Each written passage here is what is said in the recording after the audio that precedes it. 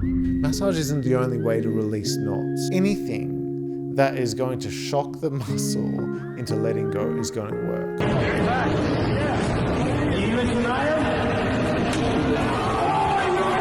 I mean, you can bash it, you can slap it, you can zap it. 350, clear! Nothing. And needle it. I'm a fan of needling knots. They feel amazing. Some of the knots are interesting. When you put a needle in there, sometimes a knot will grab the needle. Isn't that fascinating? I know it sounds weird, but if you're an acupuncturist, you know exactly what I'm talking about. Like, especially if it's depleted. Like if that acupuncture point or that knot is depleted, I tend to find that the body kind of like holds onto it. Fascinating stuff. So you can zap it as well using electrodes. That works really well. Big fan of that too. I mean, you can stretch it, you can knead it.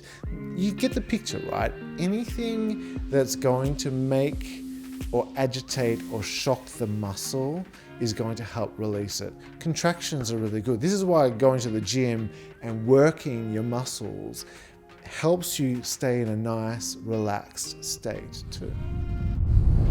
And I like to use relaxation to remove the surface tension. And you'll find the better you get at massage, right? There is a process that I like to go through. I like to get the surface tension away from my partner first and get to the point where they drop and trust my hands. And it's at this point where knots really present themselves. If you attack a knot too early, your partner's going to run away from your hands. But if you get to the point where they drop and they release and they let go and trust your hands and then go in deep, you'll watch these guys come up to the surface. And you'll be like, wow. When you get this, it'll be a prominent, notable time during your massage where you'll be like, oh, now I get it. Like now I see where that golf ball is, or now I see where the train tracks are. You need to get that relaxation first before you get to that deep tissue. Interesting, right? Some knots are so inflamed that your partner will be like, nah, do not go anywhere near them.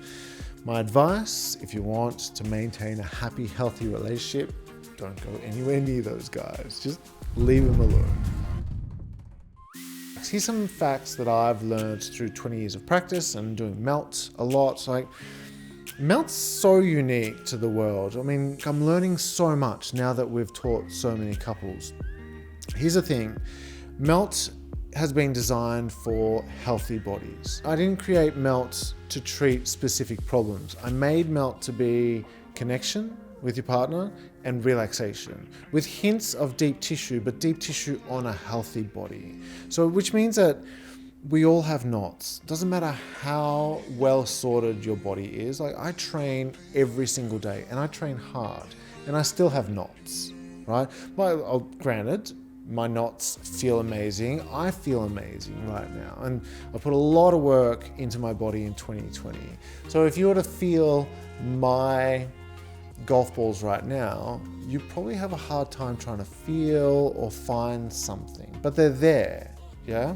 And the deal is, on a healthy body, the same feeling or the same consistency in muscle texture at the location of knots will be felt on both sides. And on an unhealthy body, unhealthy being numerous factors. So let's say an injury, or you slept wrong, or a repetitive strain injury, say holding a child or mousing at work, especially if you're focusing too, right? So if you've got mental energy on something intricate and this is a repetitive thing, maybe a nurse would be something like this, or a massage therapist as well, you'll find that you might tend to favor one side. And so this might be more knotted than that side. Now you can't get rid of knots. That's what I've learnt. They're inherent. Inherent? They're inherent. I can't seem to say that word today. They're a part of us. No matter how much you massage, they won't go away. You can reduce the severity though. Yeah, so you can get it to a point where it's manageable and the knots are pliable and they feel like they're, how do I explain it? Like they've got blood in them. Does that make sense? Like they're luscious. Oh, that's That's a good word to use.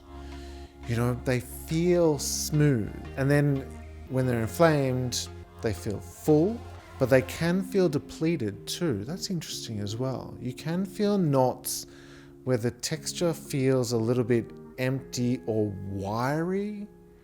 That's a good word as well.